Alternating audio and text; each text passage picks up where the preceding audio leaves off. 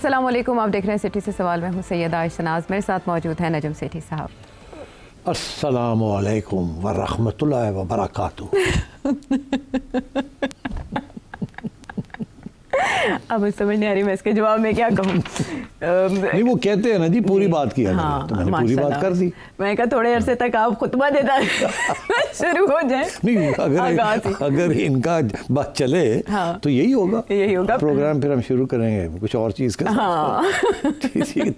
मामला शायद उधर ही जा रहे हैं। आप तो ऐसे ही लगता है मुझे। हाँ। तो लेकिन बड़ा अच्छा लगा मुझे ये आपका सलाम करना। हाँ, I am impressed and I am also impressed by governments efforts जो इन दिनों में ओवरसीज़ पाकिस्तानीज़ के सिलसिले में वो कर रहे हैं।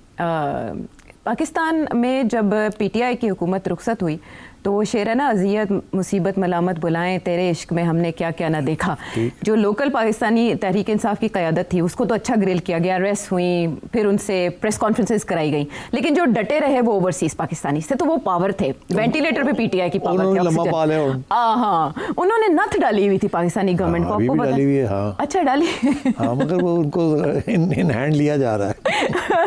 ये मैं आपसे सुनना चाहती थी। तो ये हुआ कि शायद फर्स्ट टाइम, आपकी भी यादाश्त में होगा, मैं आपसे भी जानूंगी, फर्स्ट टाइम एक ओवरसीज़ कन्वेंशन इस्लामाबाद में बुलाया गया, 2 रोज़ा 3 रोज़ा, और उसके लिए तकरीबन 1000 से ज़ायद कहा जा रहा है नुमाइंदे दुनिया भर से शरीक हुए, 60 कंट्रीज से, और उनके कोई 14 निकाती मुतालबात भी थे जिसके लिए वज़ीर आज़म ने खुसूसी अटेंशन देके कुछ गैर मामूली इंसेंटिव्स दिए हैं, और इसहाक डार साहब की सरबराही में एक कमेटी भी बना दी है। अब उस ओवरसीज़ कन्वेंशन में जो मनाजिर थे वो काबिल दीद थे, काबिल दाद थे, ये तो आप बताएंगे। वज़ीर आज़म भी थे, डेप्यूटी प्राइम मिनिस्टर भी थे, और भी बहुत सी नुमाइंदगी थी। मेरा आपसे सवाल यहाँ ये है कि ये कन्वेंशन या ये कॉन्फ्रेंस ओवरसीज़ की क्यों बुलाई गई इस मौके पर, और क्या जो मकासद इससे वाबस्ता थे वो हासिल हो गए, पूरे हो गए?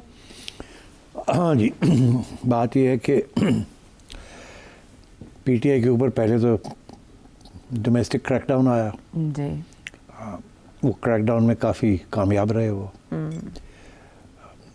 बहुत सा खौफ फैल गया। अब लोग निकलते नहीं इतनी आसानी के साथ जी। सख्ती की गई, जेलों में डाला गया, बेलें नहीं होने दी, वगैरह वगैरह जी। तो एक तो ये था कि क्रैकडाउन कामयाब रहा, जिसकी वजह से अब पीटीआई के जो लोग हैं वो ज़्यादा डेमोन्स्ट्रेशंस की तरफ नहीं जाते, प्रोटेस्ट की तरफ नहीं जाते। उन्हें पता है कि अगर ये हार्ड लाइन आ रही है तो फिर जेलें काटनी पड़ेंगी। जेलें काटने का मतलब है टिंडे खाने पैणगे। और हमारे अपर मिडिल क्लास के लोग जो हैं या मिडिल क्लास के लोग हैं वो पसंद नहीं करते जेल जाना। तो मेरा ख्याल है एक तो ये क्रैकडाउन जो आया है बड़ा इफ़ेक्टिव रहा है जी। दूसरी बात ये कि एक डोमेस्टिक तो हो गया, उसके बाद अदालतों को भी डिफैंग कर दिया गया। अब आप देख ही रहे हैं जिस तरीके से अदालतों का जो हाल है कि अदालतें भी वो रिलीफ जो पहले मिल रही थी वो नहीं देने के लिए तैयार। वहाँ भी बहुत सी तब्दीलियाँ आ गई हैं। सो वो भी, उसको भी स्टिच अप कर लिया गया है कि अगर कोई रिलीफ मिल सकती थी एक क्वार्टर से तो वो रिलीफ भी अब नहीं मिल रही, वो भी स्टिच अप हो गया है। अब रह गया क्या कि एक महाज रह गया था जहाँ पीटीआई बड़ी एक्टिव थी, वो थी ओवरसीज़ पाकिस्तानीज़। यहाँ बहुत सी डिस्कशंस होती रही कि ओवरसीज़ पाकिस्तानीज़ बड़े एक्टिव हैं, ख़ुसूसन यूएसए में। वहाँ तो कांग्रेस तक वो पहुँच गए और ज़बरदस्त किस्म की उन्होंने वहाँ प्रोपेगेंडा भी किया और कैनवसिंग भी की खान साहब के लिए। और एक स्टेज ऐसी थी कि लगता था कि आज डोनाल्ड ट्रंप का बयान आया, आज बयान आया। यहाँ तक कि यहाँ तो पीटीआई वालों ने कहा जी कि अगले महीने वो रिलीज़ हो जाएगा, अगले महीने ये हो जाएगा, इसी महीने, अगले देखते चले 7 दिन के बाद ये हो जाएगा। तो जाहिर है वो एक जेन्युइन थ्रेट थी, बिकॉज फिर कांग्रेस के अंदर भी कोई बिल पास होने शुरू हो गए, या एटलीस्ट फ्लोट होने शुरू हो गए, पास हुए या नहीं हुए वो तो भी नहीं हुए। और फिर कुछ वहाँ के कांग्रेस में कुछ इंटरव्यूज़ भी की, ट्वीट्स भी की, तो यहाँ थोड़ी सी घबराहट तो थी कि यार ये क्या हो रहा है। और इसके ऊपर मेरा ख्याल है मीटिंग्स भी हुई कि फिर क्या किया जाए, इनको कैसे न्यूट्रलाइज़ किया जाए। अब यूके का इतना फ़िक्र नहीं था इनको, वहाँ तो ज़्यादातर जो डेमोन्स्ट्रेशंस वगैरह हो रही थी वो डेमोन्स्ट्रेशंस ही होती थी, कोई ज़्यादा गिरफ्तारियाँ नहीं होती थी। वो लोग वहाँ की पार्लियामेंट तक नहीं पहुँच सके, इतनी स्ट्रॉन्ग लॉबी नहीं है वहाँ यूके के अंदर।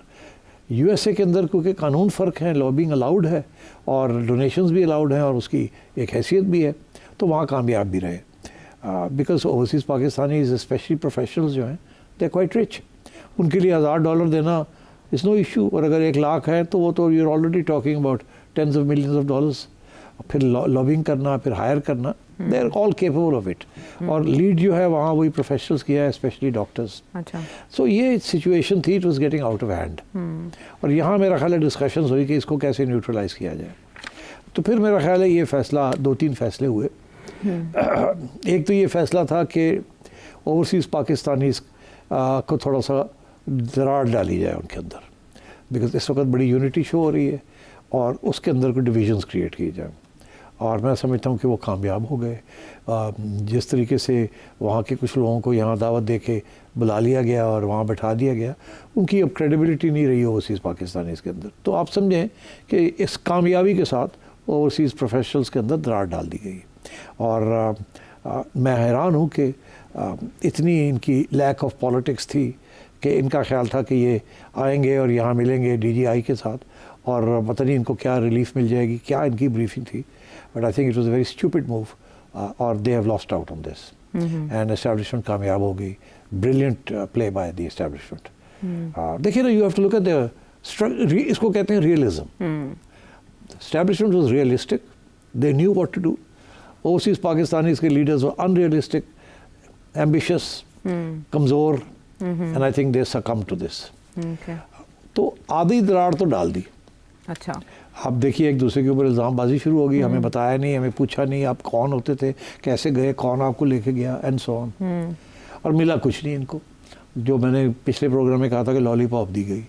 ये ना जी, अगले महीने तक ऐसे करें, 6 हफ्ते ये करें, फिर देखेंगे, फिर ये करेंगे। अब वो बेचारे पिट गई उनकी लाइन।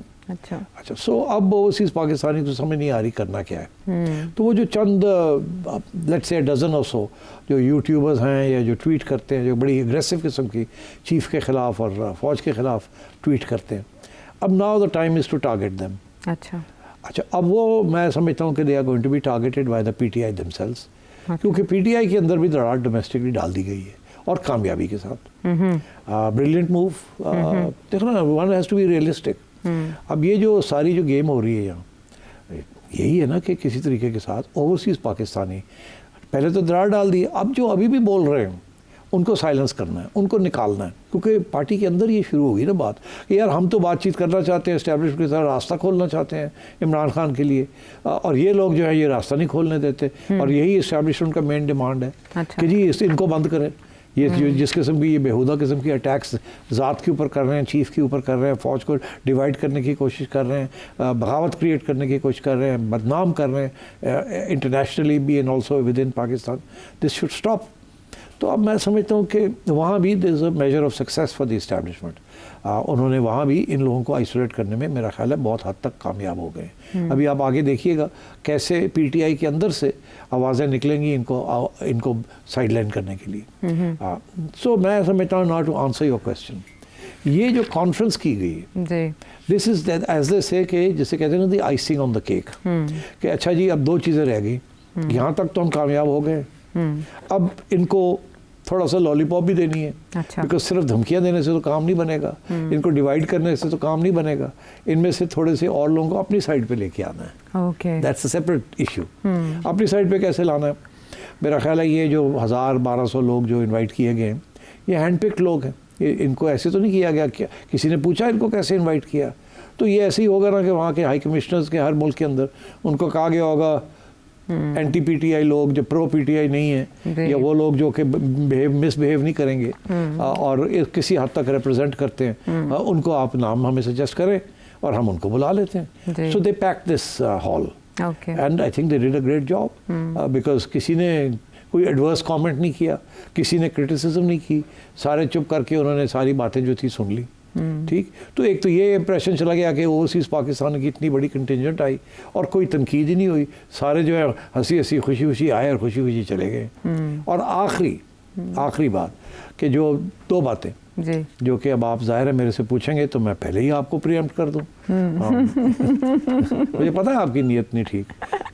तो एक तो खैर आप पूछेंगे कि जी शहबाज शरीफ की स्पीच के बारे में, जी। तो वो अलग बात कर लेते हैं, बट बेसिक उसका यही था कि इनको गुडी लॉलीपॉप्स देनी थी। हाँ। और वो लॉलीपॉप्स की लिस्ट आपके सामने है। लेकिन वो इंसेंटिव्स तो इन रियल है ना, लॉलीपॉप तो रिहाई के बारे में इमरान खान साहब ये भी लॉलीपॉप्स ही है ना। अच्छा, Because ये ग्रीन देखिए ना, चैनल है। अब आइए इसकी तरफ। हाँ। वो ये लॉलीपॉप इस तरीके से है कि इसमें बहुत सी चीज़ें का वादा किया गया जी। ऐसे ही है ना। हाँ जी। अब इनमें से कितनी जो है वो एक्चुअली होंगी, हाँ। और कितनी जो है वो लॉलीपॉप ही रहेगी, वी डोंट नो। अच्छा। बिकॉज इसमें बहुत सी ऐसी चीज़ें हैं जो कि कागजी कार्रवाई जो आसान है और एक्चुअली इम्प्लीमेंट करना इतना आसान नहीं है। अच्छा। सो अब we'll discuss that separately, but I think मेरा ख्याल है उससे पहले हम चीफ एग्जीक्यूटिव से पहले जरा आर्मी चीफ की बात यूं करें कि बस सबसे ज्यादा, मुझे पता था आप आएंगी यहाँ, मुझे पता क्योंकि बस सबसे ज्यादा उनकी स्पीच का मचा है। ऐसा गैर मामूली खिताब था उनका, लेकिन मेरा जो सवाल है वो ये कि उसमें किस किस के लिए क्या पैगाम था आपके ख्याल? हाँ देखिए, उसके लिए मेरे हिसाब में उसमें तीन पैगाम थे मोटे मोटे,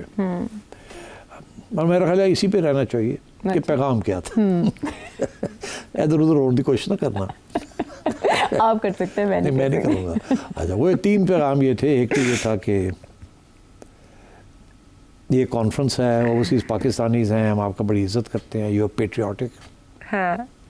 तो ये भी कोई ब्रेन ड्रेन नहीं है, सब कुछ चल रहा है यहाँ, and we need your support and we think you are patriotic. क्योंकि ये था ना कि इमरान खान को सपोर्ट करते हैं तो ये पेट्रियाटिक नहीं है। जी। तो उन्होंने कहा जी नहीं, तुसी पेट्रियाटिक हो, ऐसी तो गल ही कोई नहीं। तो उनको तसल्ली दी कि we have no issues with you.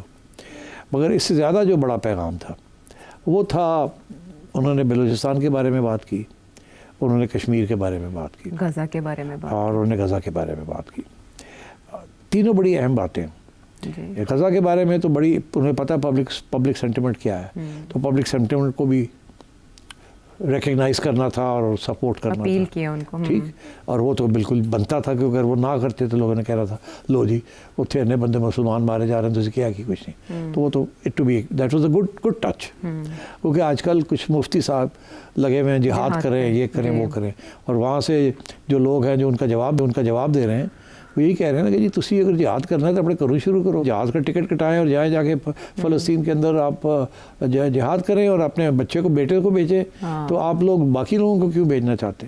तो वो एक काउंटर तो आ ही गया है। और ये भी स्पॉन्सर्ड है, और फवाद चौधरी साहब हैं, जो तो ये दीज आर ऑल स्पॉन्सर्ड। मगर साथ साथ लिप सर्विस तो देनी है ना, बिकॉज जाहिर है this is a very major issue, and दुख मुसलमान कौम बहुत दुखी है, और सिर्फ मुसलमान कौम नहीं, और भी दुनिया बड़ी दुखी है। तो ये तो कहना ही था, और अच्छा, वेरी गुड टच, बड़ा अच्छा किया, और बड़ा इस तरीके से किया, दैट वाज नीडेड। आगे आए बलूचिस्तान के बारे में, मैं उसको लिंक करता हूँ जो कश्मीर के बारे में बात की। तो बलूचिस्तान के बारे में उन्होंने तसल्ली दी कि आप फिक्र ना करें, ये 1500 लोग हैं या 2500 हैं या 500 हैं, जो भी है, उन्होंने आपको तसल्ली दी, पंजाबी सेटलर्स को तसल्ली दी, और सबको ये तसल्ली दी कि don't worry, we are in charge, हम इसको वील टैकल इट, और आप फिक्र ना करें, मायूस ना हो, we know how to tackle it. मगर ये भी इशारा कर दिया हिंदुस्तान को, क्योंकि सबको पता है कि इसके पीछे किसका हाथ है, शरारत कौन कर रहा है, फीड कौन कर रहा है, हथियार कौन दे रहा है, सबके पीछे। तो वो भी फिर इशारा इंडिया को कर दिया जी। क्योंकि देखिए बड़े अरसे से कश्मीर की बात नहीं हो रही थी इस मुल्क में जी। बहुत अरसा से ही हम चुप हैं कश्मीर के ऊपर, क्योंकि कश्मीर के अंदर वो जो गेरिला वॉरफेयर था वो भी कमज़ोर पड़ गया है। वहाँ भी इंडिया ने उसको पकड़ लिया, कंटेन कर लिया। और हमने भी ये फैसला किया था ड्यूरिंग जनरल बाजवा's टाइम कि हम इंडिया के साथ और अब जिहादवाद की बात नहीं करेंगे, बिकॉज इट्स काउंटर प्रोडक्टिव। हम तो इकोनॉमिक स्ट्रेटजी बनाना चाहते हैं, हम ये मिलिट्री स्ट्रेटजी वगैरह नहीं करना। और हम ये चाहते हैं, इसीलिए सीज़ फायर भी हुई थी along the line of control, कि हम कोई झगड़े वगड़े की तरफ नहीं जाना चाहते। और वैसे भी we pulled a hand out of जिहाद, ये भी एश्योरेंसेस हमने दी हैं हर जगह पे। और फिर यहाँ आपको पता ही है, जो बेसिक जिहादी ऑर्गेनाइजेशंस थी वो भी गायब हो गई हैं, वो भी उभरती नहीं है, वो बोलती नहीं है, कुछ नहीं करती। तो अब ये, क्योंकि इंडिया का हाथ बहुत स्ट्रॉन्ग जा रहा है बलूचिस्तान में, और हमारा भी ये मौक़िफ़ है इंटरनेशनली भी कि इसके पीछे India is interfering in Pakistan. तो बलूचिस्तान के साथ फिर उन्होंने कश्मीर की बात कर। ये बेसिकली दिस इज़ अ पैगाम फॉर इंडिया, कि हम चाहें तो हम फिर टैप खोल सकते हैं। इसीलिए कश्मीर, जगुलर वेन, ये वो सारी बात उन्होंने की। हाँ, ये बहुत अरसे से ये बात नहीं हो रही थी। हाँ। तो अब फिर ये बात की है। इसका तल्लुक जो है इज़ विद बलूचिस्तान का तल्लुक is with India, Kashmir is part of the issue. तो इन दोनों को लिंक कर दिया गया। तो this is a very strong regional message and domestic message. Domestic message फिक्र ना करें, we got everything under control, ये टेररिज्म को भी हम सॉर्ट आउट कर लेंगे। अच्छा। इंटरनेशनली इंडिया को watch it, we will sort you out, अगर आपने किया तो वील रिटेलिएट। और पीटीआई को ये पैगाम है कि नो डील, नो डील। हमने अब सारे एंगल्स तो स्टिच अप कर लिए, हमने आपको यहाँ भी आपको फ़र्क कर दिया, अदालतें भी आपने कोई रिलीफ नहीं आपको, फॉरेन ओवरसीज़ को भी हमने अब टैकल कर लिया जैसे करना था। और जो रह गया वो शहबाज शरीफ साहब ने अनाउंस कर दिया, ये दे रहे हैं, ये दे रहे हैं, ये दे रहे हैं, ये दे रहे हैं, ये दे रहे हैं, ग्रीन चैनल दे रहे हैं, पता नहीं क्या क्या दे रहे हैं। हाँ, तो I think on the whole well done from the point of view of the establishment and the government, they have tackled this problem जो उनको फेस कर रहे थे। अब जो रह गया बात जिसकी तरफ जिसे आप समझे कि काम चल रहा है, वो ये है कि अब पीटीआई के अंदर डोमेस्टिकली कुछ लोगों को आउस्ट करना है और कुछ लोगों को प्रोटेक्ट करना है। अच्छा, आउस्ट किसको करना है वो अभी मैं बात उधर नहीं आता है, बिकॉज फिर वो मेरे गले पड़ जाएगी वो बात, मगर इसमें कोई शक नहीं है कि जो लोगों को ये आइडेंटिफाई कर दिया गया है अच्छा, कि ये एंटी इस्टेब्लिशमेंट है, ये गन डालते हैं। अच्छा, जैसे बाहर वालों को आइडेंटिफाई कर दिया गया ना, जो अमेरिका में बैठे हैं या लंदन में बैठे हैं, हाँ, उनको आइसोलेट करना, वो कुछ हद तक कामयाब हो गए। इनको भी यहाँ कुछ हद तक कामयाब की तरफ जाएंगे ये, इनको आइसोलेट करने की कोशिश करेंगे।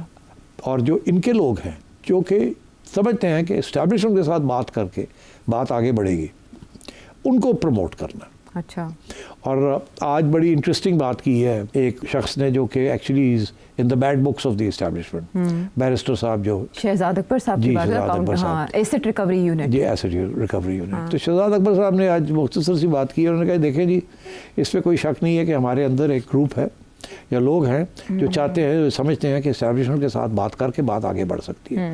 और ये जो लाइन ली जा रही है, हार्ड लाइन, ये जो है ये कामयाब नहीं हो रही।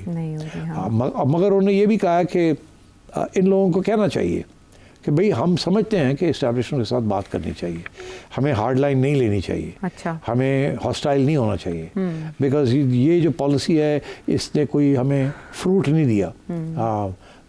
जब से खान साहब इस लाइन पे लगे हुए हैं और उनके साथ हम लोग लगे हुए हैं, और भी हमारी कमजोरी लेने के देने पड़ रहे हैं, तो अब थोड़ा सा तब्दील किया जाए। बैरिस्टर साहब ये कह रहे हैं कि यार मान लो इस बात को, हम नहीं कहते कि आप गद्दार हैं, अच्छा। आप अनपेट्रियाटिक हैं या आप बिखे हुए हैं, ऐसी बात नहीं है, मगर आप कह देना कि हम जेन्युइनली ये समझते हैं कि पॉलिसी हमारी चेंज होनी चाहिए, क्योंकि इस्टेब्लिशमेंट के साथ मिल के, जैसे हम पहले पावर में आए थे, अब इस्टेब्लिशमेंट के साथ कोशिश की जाए कि हम मिल जाएं किसी तरीके के साथ, ताकि खान साहब बाहर आएँ और हम इस्टेब्लिशमेंट के कंधों के ऊपर फिर वापस पावर में आ जाए। अब कह दें ये बात, अब कहते क्यों नहीं है?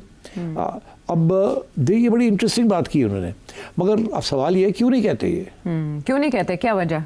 अवामी सपोर्ट खो जाएगी। यस, इसीलिए somebody like सलमान अकरम राजा, यंग लोग जो हैं वो उनको अप्रिशिएट कर रहे हैं इस बात पे, और बाकी लोग जो हैं जो कि मिल रहे हैं, ये कर रहे हैं, वो कर रहे हैं, उनकी standing in the public is going down. अच्छा, लेकिन सिटी साहब आपने कहा था कतल कलामी की माजरत कि अगर इमरान खान किसी भी स्टेज पे ऐसा यू टर्न लेंगे तो उनके फॉलोअर्स लबैक कहेंगे, मगर उन्होंने यू टर्न नहीं ली।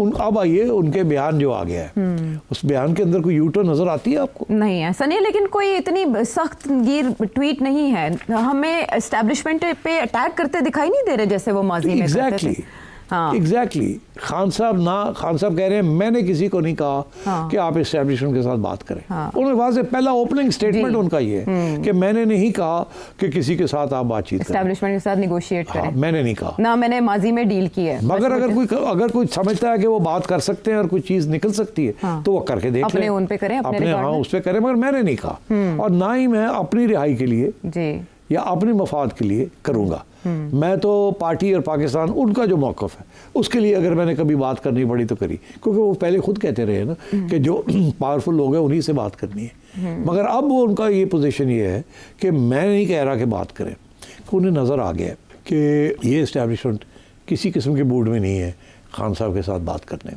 में। मैंने कब से कहा आपको कि ये नहीं ट्रस्ट करते खान साहब को, कंप्लीट लैक ऑफ ट्रस्ट, इसलिए ये चांसेस ही नहीं है कि, और मैं कब से कह रहा हूँ, और ये लोग जो समझते हैं कि एस्टैब्लिशमेंट के साथ बात करके को बात बन सकती है, ये इनकी कोई बात नहीं बन सकती। ये कोई ऐसा पैगाम खान के पास नहीं जा सकते जिसके साथ रास्ते को खुल जाए। अच्छा। खान खुद रास्ते खोल सकता है, मगर खान अभी तैयार नहीं है। इसीलिए कहता है मैंने नहीं कहा किसी को, मगर कोई करना चाहे तो बात कर ले। अच्छा। बिकॉज उसको पता है कि मैंने अपनी आवाम को अब इतना एंटी एस्टेब्लिशमेंट कर दिया है कि मेरे लिए भी इतना आसान नहीं होगा। कोई रास्ता छोटा मोटा खुले तो मैं उनमें अब बात आगे करूं, मगर अभी वो स्टेज नहीं है। मगर मैं आपसे कह रहा हूँ time is passing by. Khan साहब जो है उन्होंने लेट कर दी सारी बात। अच्छा। इसमें बहुत से अब डिविजन शुरू हो गई हैं और एस्टेब्लिशमेंट कामयाब हो रही है, गवर्नमेंट कामयाब हो रही है। गवर्नमेंट ने इकोनॉमी को चलाना शुरू कर दिया है, रिलीफ देनी शुरू कर दी है, इंटरनेशनल सपोर्ट मिलनी शुरू कर दी है। अब ये जो सेनेटर्स आए हैं, वी कैन डिस्कस दिस अगर आपके पास कोई सवाल है। बट कांग्रेसमैन, हाँ, एक कांग्रेसमैन जो आपने प्रेडिक्ट किया था कि एक डेलीगेशन जल्द विजिट करने जा रहा है, और मैंने ये भी कहा था they will not talk about Imran. Yes, according to Ayaz Sadiq साहब, उन्होंने ऐसी कोई बात नहीं की। हाँ, उन्होंने करनी होती तो वो खड़े होकर मीडिया के आगे बहुत सी बातें कर सकते थे, उन्होंने नहीं की। वो चीफ से मिले हैं, वो सादिक से मिले हैं, वो और लोगों से मिले हैं, मरियम नवाज साहिबा से, सबसे मिले हैं। Not a word out of them for Imran Khan. इसीलिए पीटीआई की जो सारी पूरी कोशिश थी, डिप्लोमेटिक स्ट्रीट प्रोटेस्ट यहाँ आउटसाइड पाकिस्तान, तो उसके बहुत से पहलू थे ना। यूके वाले जो थे वो नून लीग को अटैक कर रहे थे, नवाज शरीफ को अटैक, और एहसन इकबाल जाता है उसको अटैक, खाजा जाता है उसके पीछे, वो लोग यही लगे रहते हैं। और वो आजकल भी एवन फील्ड हाउस के बाद इससे ज़्यादा उनके बस की बात नहीं है। एक दो लोगों को उन्होंने कांटेक्ट किया पार्लियामेंट के अंदर, मगर वो बात नहीं बनी। वहाँ यूके वाले जो गवर्नमेंट है वो नहीं want get involved in all this. मगर अमेरिका में as I said the lobby system works. And आगे अब इलेक्शंस आ रहे हैं 2 साल के बाद, मिड टर्म इलेक्शंस कांग्रेस के लिए, तो कांग्रेसमैन को पैसे भी चाहिए होंगे, तो इसलिए कुछ बातें उन्होंने कर दी इनके हक में। But I think the policy of the government of the United States इसके they are not going to interfere in your politics. अच्छा। तो मैं ये समझता हूँ कि by and large establishment and government have been successful, और PTI is unfortunately not successful. इन्होंने जो भी स्ट्रेटजीज फॉलो की हैं दे फेल्ड। ओके, बहुत अहम सवाल मेरे जहन में उमड़ा, लेकिन मुझे ब्रेक का कहा जा रहा है, तो हम वापस आते हैं ब्रेक के बाद।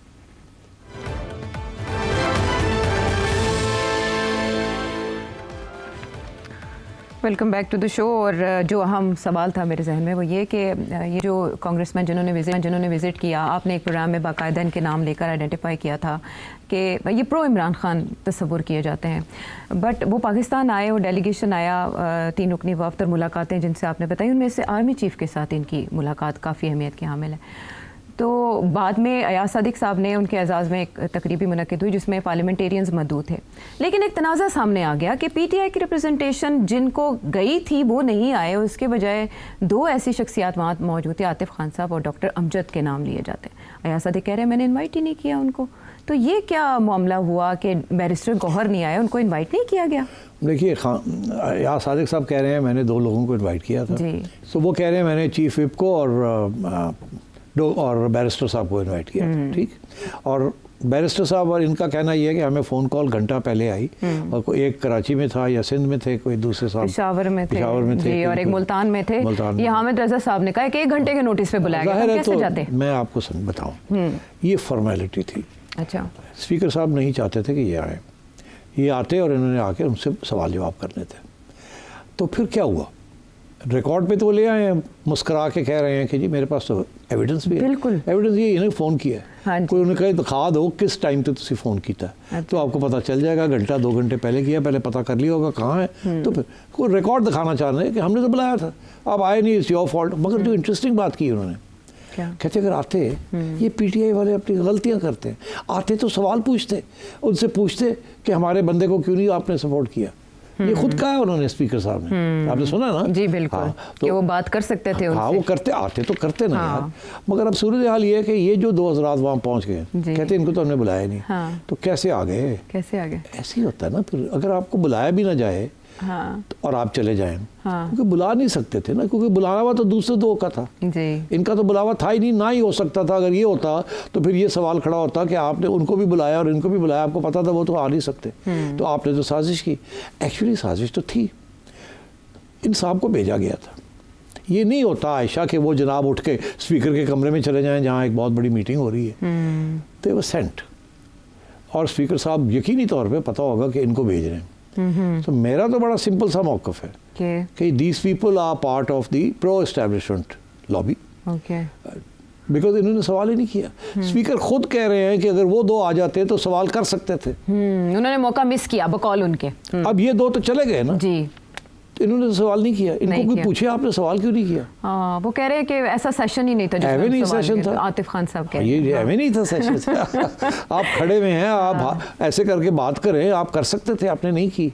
तो जाहिर है कि इनको भेजा गया था ताकि कह सकेंगे वो तो आए हुए थे तो उन्होंने आपे खुद नहीं बात की। नुमाइंदगी हो गई पीटीआई की, हो गई। ओके। हमने तो किसी मगर साथ ही ये भी हमने जिनको बुलाया था वो नहीं आए, ये आ गए, हमने रोका नहीं इनको। तो बात ये है कि this is all the way it है, ये ऐसी चीज़ें होती हैं। अच्छा, अब ये जो दो साहब हैं इनको पीटीआई को चाहिए ना, इनको पूछना आप गए थे वहाँ, आपने पूछा क्यों नहीं? और मेरा ख्याल है एक इनमें से साहब जो हैं शायद उनको नॉमिनेट भी कर दिया गया किसी कमेटी में। जी, वो माइंस एंड मिनरल्स के ऊपर माइंस एंड मिनरल्स बिल के ऊपर एक कमेटी जो देखेगी, इसका जायजा लेगी और इसके ऊपर प्रपोजल्स देगी, और उसके अंदर recommendations ये देगी। पीटीआई की कमेटी जी, है। ये पीटीआई की तो कमेटी, अब उसमें PTI 3 की एमएनएज कमेटी हैं और के इनमें से अंदर एक डॉक्टर अमजद हैं। डॉक्टर स्वाद अमजद से को इधर भी ताल्लुक डाल है दिया गया। जी। तो अब आप समझ लें कि डॉक्टर अमजद वहाँ क्या रोल अदा करेंगे। हाँ। मुझे नहीं, मैं नहीं जानता, मैं तो एक थ्योरेटिकल एनालिसिस कर रहा हूँ। Okay. पीटीआई को खुद चाहिए इन चीज़ों को देखना कि क्या हो रहा है। मगर अगेन मैं आपको बैरिस्टर साहब के पास ले चलता हूँ। उन्होंने बड़ी सही बात कही है। जी। उन्होंने कहा जी ये हकीकत है, ये हकीकत है कि हमारे अंदर एक स्ट्रॉन्ग ग्रुप है जी, जो फील करता है कि इस्टेब्लिशमेंट के साथ बातचीत होनी चाहिए, कॉम्प्रोमाइज़ होनी चाहिए, उनको साथ लेके चलना चाहिए। क्यों? क्योंकि हमने इस्टेब्लिशमेंट के साथ जो लड़ाई ली ये हमारे नुकसान हो गया इसमें। तो ये एक जेन्युइनली पॉलिटिकल स्ट्रेटजी है। ये नहीं कि ये गद्दार हैं या ये जो उनके पिट्ठू हैं या ऐसी कोई बात नहीं। अच्छा। मगर ये इनको एडमिट करना चाहिए इस बात का। तो ये मैं समझता हूँ ये भी डॉक्टर साहब जो हैं, डॉक्टर अमजद हैं, ये सब लोग जो हैं, I think they are good supporters of Imran Khan. हाँ। ये नहीं है कि ये इस्टेब्लिशमेंट के पिट्ठू है, but I think they genuinely believe कि बहुत हो गया इस्टेब्लिशमेंट से लड़ाई करके देख ली हमने। इससे पहले भी जिसने भी इस्टेब्लिशमेंट से लड़ाई की है नुकसान ही हो गया। पंगा इज नॉट चंगा। हाँ, वो पंगा इज नॉट चंगा। बीबी बेनज़ीर भुट्टो साहबा के ज़माने से लेके और नवाज शरीफ साहब सब ने पंगे लिए या अपनी हकूक मांगे और वो नहीं मिले और फिर छुट्टी हो गई। आप जैसे चाहे आप इसको देख लें। Very nice. और वो तो कहते हैं पंगा लिया, वो कहते हैं हमें धक्का किसने दिया। हाँ, तो धक्का आपने पंगा लिया तो धक्का मिल गया। तो अब ये है कि एक ये फ़लसफ़ा है। दूसरा फ़लसफ़ा ये है कि ये तो इलेक्टेड प्राइम मिनिस्टर का हक होता है और ये तो ज़्यादती हुई है उनके साथ and so on. So there are these two points of view. I don't want to go anywhere but the fact is that establishment Pakistan की 70 साल इसकी उम्र है। हाँ। 77-8 ईयर्स। जी, हमारे सियासतदान बेचारे जो हैं स्पेशली पीटीआई वाले, तो दे आर न्यू कमर्स। जी। इन बेचारों में जो पुराने लोग हैं वो तो जानते हैं ना इस्टेब्लिशमेंट का पार क्या है, और उन्होंने इस्टेब्लिशमेंट के साथ बहुत काम किया है। जी, इसीलिए समझ गए कि एक ही रास्ता है। उनके मुकबका करो इस्टेब्लिशमेंट में। हाँ। मगर खान साहब तैयार नहीं है, बिकॉज उनका बयानिया ही सारा एंटी इस्टेब्लिशमेंट रहा है। हाँ। जब से उन्होंने पंगा लिया है, ठीक है ना, तो फिर वो भुगत रहे हैं उसको। अब इनको समझ नहीं आ रही कि इस दलदल से कैसे निकला जाए। लेकिन आपको नहीं लग रहा कि इस तरह के टूथलेस काइंड ऑफ ट्वीट्स और फिर इस तरह अमेरिकन सेनेटर्स का आना मिलना, ये कोई बर्फ़ पिघलाने की कोशिश हो सकती है, या ये ब्रिज बिल्डिंग की एफर्ट्स हो सकती हैं, या ये मुसालहत की कोशिशें हो सकती हैं? ये बिल्कुल ये भी प्लान था। ये भी Pakistan embassy and others have worked hard on this कि ये एक इस किस्म की ट्रिप हो जिसके अंदर वो आगे से कोई बात ही ना करें। ये ज़रूर प्लानिंग तो पहले भी हो जाती है ना, वो खुद करते हैं कि हम जाएंगे ये, मगर इनको न्यूट्रलाइज कर दिया गया। अच्छा। And I think the establishment and Pakistan foreign office have done a good job. इन्होंने उनको न्यूट्रलाइज कर दिया और वो आए हैं, उनको ले गए मिनरल शिनरल्स पैसे दिखाने शुरू कर दिए हैं। अल्लाह खैर सल्ला, सारे बिजनेसमैन हैं एंड सो ऑन। तो ये मोहसिन नकवी साहब से काम शुरू हुआ था, फिर तारिक फातिमी साहब आए, या सिर्फ फॉरेन ऑफिस? नहीं, इससे सारे इन्वॉल्व हैं। एस्टैब्लिशमेंट भी डायरेक्टली भी इन्वॉल्व है, मिलिट्री। अच्छा। Don't forget they have defence attaches there, they have contacts with military people there, and then of course embassy के then they have lobbying firms also. इनकी भी है lobbying firm. And so you know there is a full fledged counter. और आपको याद होगा मैंने कहा था कि इनको करने के लिए क्या कर रहे हैं। ये भी मैं आपको बता दूं, गोइंग फॉरवर्ड पीटीआई वालों को खबर मैं दे देता हूँ कि गवर्नमेंट जो है वहाँ अब एक नई लॉबिंग फर्म और एक पीआर फर्म दोनों के लिए फंडिंग तैयार हो गई है। अच्छा। और फैसला ये करना है कि इकट्ठी पीआर फर्म लगाई जाए और इकट्ठा ही उसी वक्त ही एक लॉबिंग फर्म भी, मगर वहाँ डिस्कशन ये हो रही है कि पहले पीआर फर्म बनाई जाए।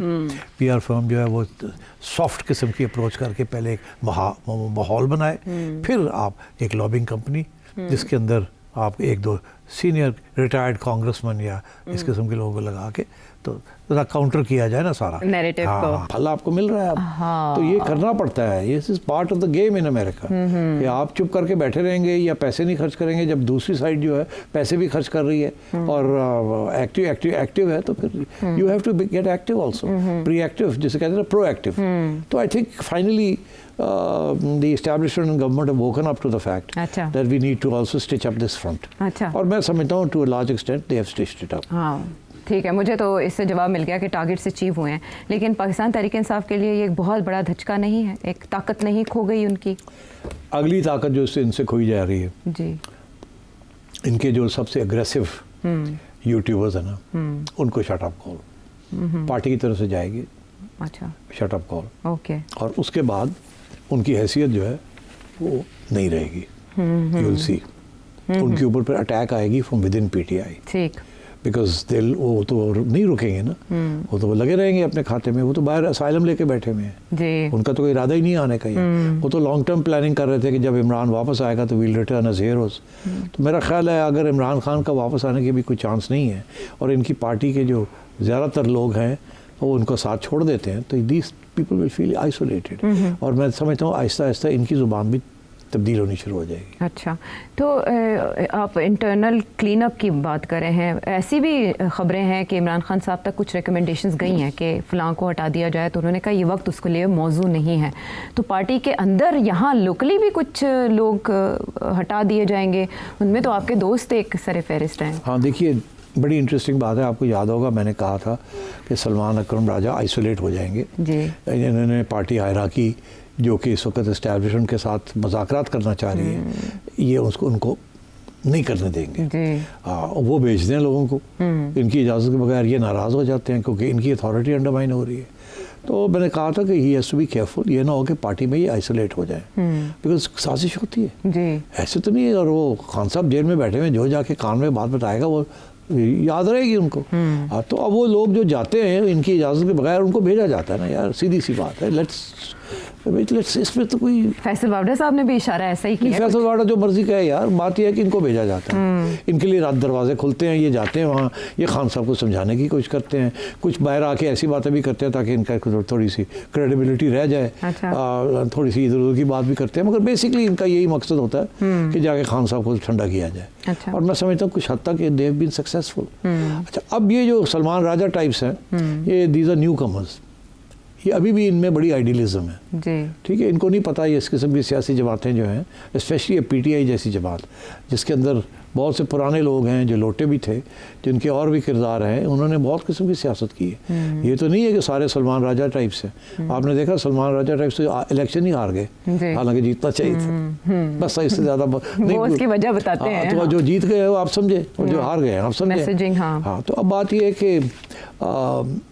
अब खान साहब की तरफ से भी जो पैगाम दिया जा रहा है, हमें नहीं पता खान साहब ने ये बात कही है कि नहीं। जब सलमान राजा को ये पूछा गया कि आपके बारे में, तो उन्होंने कहा कि ये कोई क्लासरूम तो नहीं है। उन्होंने कहा जब मैं जाऊंगा तो पता लगेगा उन्होंने क्या कहा क्या नहीं कहा। तो जो जिस वकील ने उनकी समरी की है, अब खान साहब ने क्या कहा, किस कॉन्टेक्स्ट में कहा, वो उसको निकाल के लगाया ऐसे गया जैसे कि वो थोड़े से समझते हैं कि सलमान राजा गलत काम कर रहा है। मगर इन प्रिंसिपल खान साहब ने अगर ऐसी बात कही है तो उसके अंदर लॉजिक भी है और सियासी विजडम भी है। वो क्या कि सलमान राजा साहब को सीनियर पार्टी लीडर्स जिनको इमरान खान ने नॉमिनेट किया है या जिस अभी तक उनकी मकबूलियत है, उनको ओपनली इस तरीके से क्रिटिसाइज़ नहीं करना चाहिए जैसे कि वो इस्टेब्लिशमेंट के कुपिट्ठी हुआ। अच्छा, नहीं करना चाहिए। अब वो सलमान राजा साहब कर गए। आज उनको पूछा जा रहा था कि जी आपने ये किया, वो कहते वो पुरानी बात है, अगली बात करें। अच्छा। अब अगली बात हुई होगी जब ये जाएंगे इमरान खान के पास, ये अपना साइड ऑफ द स्टोरी बताएंगे। बहनें जो हैं, इनको और बहनों को रोक दिया जा रहा है, तो बहनें और सलमान राजा का बयानी फ़र्क है, रुकावटें क्रिएट की जा रही है, अदालत के ऑर्डर्स भी अभी नहीं पूरे हो रहे, ठीक। तो अब ये है कि अब फिर एक कमेटी बन गई है कि कौन जाएगा कौन नहीं जाएगा, और अगर इसको भी वायलेट किया गया, पता चला जी कि फिर पैराचूट के जरिए कोई साहब आ जाते हैं और कोई चले जाते हैं, तो फिर क्या होगा? तो ये चीज़ अभी रुकेगी नहीं। अच्छा। ये आपका ख्याल है ये नई कमेटी बन गई है और यही फैसला करेगी कौन जा रहा है नहीं होगा। एस्टैब्लिशमेंट चुन के लोगों को भेजेगी और ये लोग जाएंगे और ये विल देल से वी डोंट केयर कि तुम्हारी कमेटी है या नहीं है, और जेल अथॉरिटीज उनको आने देंगे जाने देंगे, और खान भी मिलेगा। या तो हो ना खान कहे मैं नहीं मिलता, खान तो अभी नहीं कह रहा ना कि और लोग जिनका नाम लिया जा रहा है वो ना। आजम स्वाति साहब से जैसे इनकार उन्होंने कहा जी मुझे तो नहीं पता, वो आ गए तो मैं क्या करता, यही कह रहे हैं ना। आजम स्वाति साहब ने आगे लंबी चौड़ी बातें कर दी, वो तो पता नहीं एस्टैब्लिशमेंट के साथ बात करके खान को रिहा अगले हफ्ते करने वाले जी थे। बिल्कुल, उन्होंने कहा इंशाल्लाह। और आप देखिएगा आजम स्वाति साहब फिर गायब हो जाएंगे कुछ अरसे के लिए। उनकी बुध को कोई मुलाकात होनी थी, कोई अब देखिएगा वो फिर गायब हो जाएंगे कुछ अरसे अच्छा, के लिए। टूपोश हो तो जाएंगे। ऐसे भी लोग हैं हाँ। जिनकी कोई खास हैसियत नहीं है, वो अपनी बनाना चाह रहे हैं। मैंने आपको याद है पिछले प्रोग्राम में कहा था कि ये गायब थे, लपक के कहीं से आ गए टपक पड़े, वो ऐसे करके उनको पिकअप किया, जा यार जाके गल कर, यस सर, रोक गए। मगर वो बात वही है बैरिस्टर साहब वाली जो कैम्ब्रिज में बैठे हुए हैं। हाँ। वो कहते हैं यार इनको कहें कि ये कह दें हम इस्टेब्लिशमेंट के पिट्ठू नहीं है, हम एक्चुअली समझते हैं कि इस्टेब्लिशमेंट से बात करनी चाहिए। देखिए मैंने भी ये इस प्रोग्राम में काफ़ी दफ़ा कहा है कि खान साहब पार्लियामेंट में पहुंचे, बारहा कहा आपने पार्लियामेंट में पहुंचे। ये नहीं मैंने कहा कि आप घुटने टेक दें, मैंने ये कहा कि आप स्ट्रेटजी बनाएं पार्लियामेंट में पहुंचने की, दैट इज़ द फोरम। ये जेल में बैठ के और बाहर आना जाना ऐसे काम नहीं चलेगा। ये चलता अगर आपके अवाम आपके लिए खड़ी हो जाती और आप कामयाब हो जाते। 2-3 दफ़ा आपने कोशिश की है आपके लोगों ने, मगर अब आपको समझ आ जानी चाहिए कि आपके लोग वो काम नहीं करना चाहते, ना कर सकते हैं, फेल हो गए ना। और जो लोग कामयाब हो सकते थे वो अभी भी जेलों में, जो अभी भी जेलों में, उनको नहीं निकाला। हाँ। तो ना ही उनको निकालने का इरादा है। जब तक एस्टैब्लिशमेंट इन सबको स्टिच अप नहीं कर लेती और पूरी दरार नहीं डाल देती और अफरा तफरी नहीं क्रिएट हो जाती और लड़ाई झगड़े नहीं शुरू हो जाते और पीटीआई जो बाहर बैठी है वो कमज़ोर नहीं हो जाती और थ्रेट जो है वो दूर नहीं हो जाती, तो establishment will carry on doing this. So मैं समझता हूँ कि So for the strategy of establishment is successful, is working and successful. PTI के लिए सोल सर्चिंग का टाइम है ये। साथ हैं ब्रेक के बाद।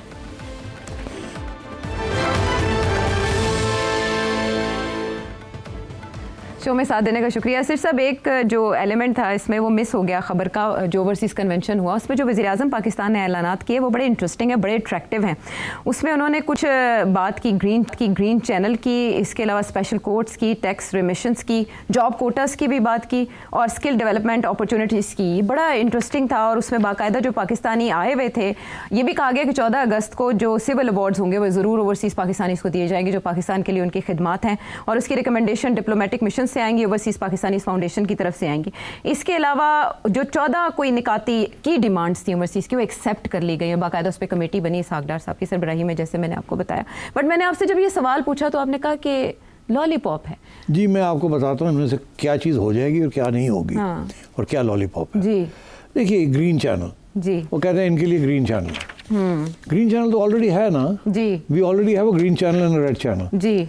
तो ग्रीन चैनल में से हर बंदा जाता है आता है, उसको फिर भी रोक लेते हैं। हाँ। उसको कहते हैं कि जी आप मेहरबानी करें, हर एक बंदा जो ग्रीन चैनल है या रेड चैनल है वो अपना सामान जो है वो एक्सरे मशीन डाले, फिर वहाँ रोक लेते हैं। हालांकि वो कहते हैं ऑपरेशनल नहीं था, अब करेंगे हम ऑपरेशन। नहीं होगा, ये 3 दिन के लिए होगा, चौथे दिन अगेन कस्टम्स वाले वही अपना पुराना काम शुरू कर देंगे। तो ये तो मैं आपको कह रहा हूँ कोई ग्रीन चैनल नहीं यहाँ नहीं होनी, क्योंकि remember one thing Ayesha, green channel का ये मतलब नहीं है कि आप जो चाहें ले जाएं। अच्छा। ग्रीन चैनल का ये 2 रेड चैनल और ग्रीन चैनल होती है।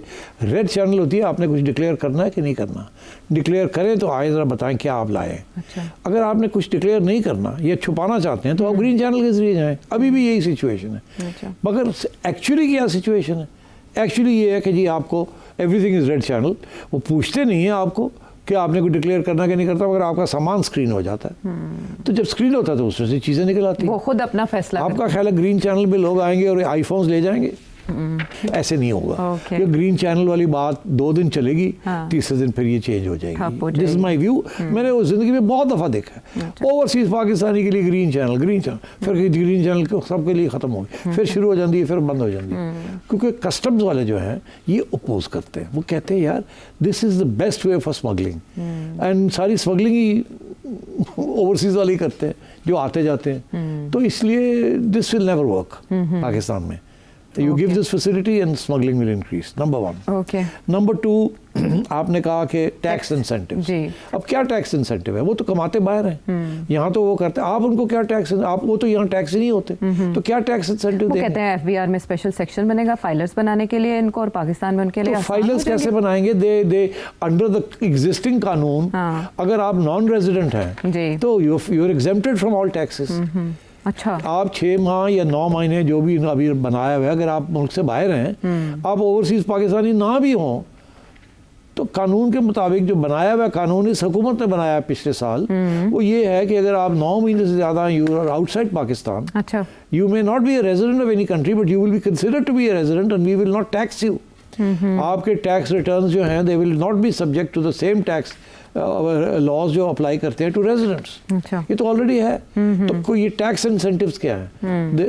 अब ये tax incentives can only work in one case, और वो केस क्या है जो मैं समझता हूँ अभी नहीं डिस्कस किया, और जो एक सवाल भी आया हुआ है वो बाद में आप सुनाइएगा. ठीक है. वो सबसे ज़्यादा बड़ी जो इशू बनता है इन लोगों के लिए, वो यही बनता है कि जी हम इन्वेस्टमेंट करना चाहते हैं पाकिस्तान में. अच्छा. अब 2 किस्म की इन्वेस्टमेंट, एक वो प्रॉपर्टी में इन्वेस्टमेंट करना चाहते हैं, ठीक, नई नई प्रॉपर्टी स्कीम्स बन रही हैं, सिटीज़ बन रही हैं, उनमें ये प्लॉट्स लेना चाहते हैं, अपार्टमेंट्स लेना चाहते हैं, अच्छा. घर लेना चाहते हैं, बुकिंग करना चाहते हैं. यहाँ तक कि अब लोगों ने अमेरिका यूके के अंदर दफ्तर खोल लिए हैं कि वहीं आप बुकिंग करें, वहीं पैसे दें और आपको प्लॉट यहाँ मिल जाएगा. अच्छा. मगर ये कामयाब नहीं हो रहा, बिकॉज हो ये रहा है कि सबसे ज़्यादा जो बड़े मसले बने हुए हैं वो ये बने हुए हैं कि जो भी यहाँ प्रॉपर्टी डेवलपमेंट स्कीम्स बनती हैं, खुली छुट्टी मिली हुई है, वो अनाउंस कर देते हैं, पैसे लोगों से ले लेते हैं और फिर वो लोग चक्कर लगाते रहते हैं. उनको प्लॉट, अगर 100 लोगों ने प्लॉट्स के लिए पैसे डाउन पेमेंट्स कर दिए तो 10 को या 20 को मिल जाते हैं, बाकी को लारी लपा वो आगे बढ़ जाता है. और सबसे बड़ा रोना ही उनका ये है कि अब हम जब इन्वेस्टमेंट करना चाहते हैं इन प्रॉपर्टी, तो हमारे ऊपर टैक्सेस भी बहुत ज़्यादा है. अच्छा. ऊपर से ये जो प्रॉपर्टी वाली कंपनीज हैं ये भी हमारे साथ फेयरली डीट नहीं करती है हमें, और हम रोते रहते हैं, आते जाते हैं, रोते हैं, हमें मिलता कुछ. अच्छा. इसमें कोई अटेम्प्ट नहीं है to create some logic and some rational and some checks and balances on property development companies for overseas Pakistanis. उनको प्रोटेक्शन यहाँ चाहिए. यहाँ इस सारी चीज़ के अंदर मैंने नहीं देखा कि उनको कोई प्रोटेक्शन मिले. लेकिन वो कह रहे हैं एक स्पेशल कोर्ट इस्लामाबाद में पहले से ही है, वो सारे सूबों में कायम कर दी जाएगी जो उनके लीगल मामलात को स्पीडीली. अब बात ये है कि अगर इस्लामाबाद का कोर्ट नहीं चल रहा, लोग रो रहे हैं, तो क्या करेंगे? कहाँ ये कोर्ट केसेस लेके जाएंगे? ये अदालतें हमारे लिए हैं, तुम्हारे लिए हैं, वो ही नहीं चल रही. हमारा कोई केस है तो वो भी 10-10 साल चलता है. तो एक स्पेशल कोर्ट्स बनाने के साथ आपका ख्याल है टेररिस्ट के लिए स्पेशल कोर्ट्स बने? क्या हुआ? क्या टेररिस्ट खत्म हो गई? क्या टेररिस्ट को कन्विक्शंस हो रही? नहीं. तो ये चीज़ें नहीं चलती. अच्छा. ये सिर्फ कागजी कार्रवाई होती है. तो मैं समझता हूँ कि ये इसके पीछे सेंटिमेंट अच्छा होता है, मगर ये चलती नहीं है बिकॉज मैकेनिज्म्स नहीं है इनको चलाने के लिए. मैकेनिज्म्स नहीं हैं. तो इसलिए ये जो स्पेशल कोर्ट्स हैं, टैक्स इंसेंटिव्स हैं, दे मीनिंगलेस. अच्छा. आप, मैं तो चाहता हूँ कि अगर कोई ऐसा कानून, अगर ओवरसीज के लिए कुछ करना है, एक काम कर दें आप. क्या? सिर्फ एक काम कि जो प्रॉपर्टी वाला इशू है इसको आप हल कर दें, कि जो ओवरसीज पाकिस्तानी प्रॉपर्टी खरीदता है उसके ऊपर आप टैक्स ना ले. तो वो तो क्लियर कट है ना, अगर टैक्स नहीं है तो नहीं है. वो लेते हैं तो नो टैक्स. अभी तो है ना सारा कुछ. इसके अलावा the second thing they need to do is, उनको प्रोटेक्शन मिलनी चाहिए. अगर एक कॉन्ट्रैक्ट में लिखा हुआ है ओवरसीज पाकिस्तानी इसके साथ कि जी अगर आपको आपकी प्रॉपर्टी 1 साल, 1.5 साल, 2 साल में ना दी तो क्या होगा? वो बेचारे एक इंस्टॉलमेंट देते रहते हैं जी. 2 साल की पूरी हो जाती है, उसके बाद अभी भी उनको प्लॉट नहीं मिलता या उनको घर नहीं मिलता. वो बार बार आ नहीं सकते, क्लेम नहीं कर सकते, नॉक नहीं कर सकते. फिर वो रोते धोते हैं, फिर वो फाइल ही बेच देते हैं, वो कोई और ले लेता सस्ती, उनका नुकसान हो जाता है. और इस तरह यहाँ इसके लिए कोई इकदाम होने चाहिए ना कि उनको ये तकलीफ ना हो. और इसके ऊपर कुछ भी नहीं है, और क्यों नहीं है वो फिर किसी वक्त और बात डिटेल में बात करेंगे. But sorry to add here, overseas Pakistanis will now be considered filers by the FPR. उनको रिलीफ बैंकिंग और बिजनेस ट्रांजैक्शन और टैक्सेस में दिया जाएगा. बताएं ना कौन सी देंगे. हाँ, लेकिन सारे फाइलर्स कंसिडर किए जाएंगे. दैट इज नहीं, तो फाइलर से डजंट मैटर. फाइलर से इट मींस नथिंग. रिलीफ मिलेगा ना बस. तो रिलीफ क्या मिलेगा? बताएं ना क्या रिलीफ. डिटेल में बताएं. नहीं है कोई रिलीफ. अच्छा, 5 ईयर एज रिलैक्सेशन जॉब के लिए. इसके अलावा एजुकेशनल कोटास को कैसे देखते हैं? एजुकेशनल कोटास, इस वक्त कोटा सिस्टम वैसे ही बढ़ गया है. अच्छा। बड़े बड़े कोटे लोगों के बने हुए हैं, वो इम्प्लीमेंट नहीं होते और सबटाज हो जाते हैं। किसी को कोटा मिला हुआ है माइनॉरिटी का, उसके अंदर माइनॉरिटी की जगह पे किसी और को ठोक दिया जाता है। स्पोर्ट्स के कोटे बने हुए हैं, वहाँ नॉन ज़बरदस्ती लोगों को स्पोर्ट्स कोटे में ले आया जाता है, and so on and so fourth. अच्छा। ये it is all dependent on the integrity of the system. System की इंटेग्रिटी नहीं है। ये जॉब कोटास, जॉब से वैसे ही नहीं है। जॉब होगा तो कोटा बनेगा ना, जॉब ही अगर नहीं है तो कोटा कहाँ से बनेगा? Right. There are no jobs, unemployment बढ़ रही है, गवर्नमेंट इज डाउनसाइजिंग, तो जॉब्स कहाँ से आएंगे? Sad state of affair. Sethi साहब, वक्त खत्म हो गया हमारे पास, वरना सज्जाद ऑकलैंड से आपसे बड़ा रेलेवेंट क्वेश्चन पूछना चाह रहे थे, तो क्या उसको अगले प्रोग्राम पे मौकूफ कर दें? जी कर ले। लेकिन सेठी साहब की इस बात पे इख्तिताम बस मैं एक करेंगे? बात कहूँगा कि ओवरसीज पाकिस्तानी को चाहिए कि ये जो कमिटमेंट प्राइम मिनिस्टर ने की है, इसको फॉलो अप करें और इसको मीडिया के जरिए इसको इम्प्लीमेंट करवाने की कोशिश करें। ये दीज आर, अगर ये इम्प्लीमेंट हो जाते हैं दे वेरी गुड, बट मेरा मौक़िफ़ ये है कि ये लॉलीपॉप है। बात सेठी साहब की वही कि इंटेंशंस अच्छी हैं इसके पीछे, जो प्रपोज किया गया या जो एक्सेप्ट किया गया, ये इंस्टीट्यूशनल स्ट्रक्चर नहीं है इनको। हाँ, बट इंटेग्रिटी का फुकदान है। और नहीं, आपके इंफ्रास्ट्रक्चर नहीं है, मैकेनिज्म नहीं है, नहीं है, मोटिवेशन नहीं है, जो लोग इसको इम्प्लीमेंट करने वाले हैं वो करेंगे नहीं, and so on and so fourth. लेकिन ओवरसीज को इसका पीछा नहीं छोड़ना है, इसका फॉलो अप रखना है, तो शायद ये है वो मुमकिन हो पाए। अगर आपके जहन में वो सवाल, इस नंबर पर भेजो जो आपके सामने। अगले प्रोग्राम तक के लिए इजाजत दें।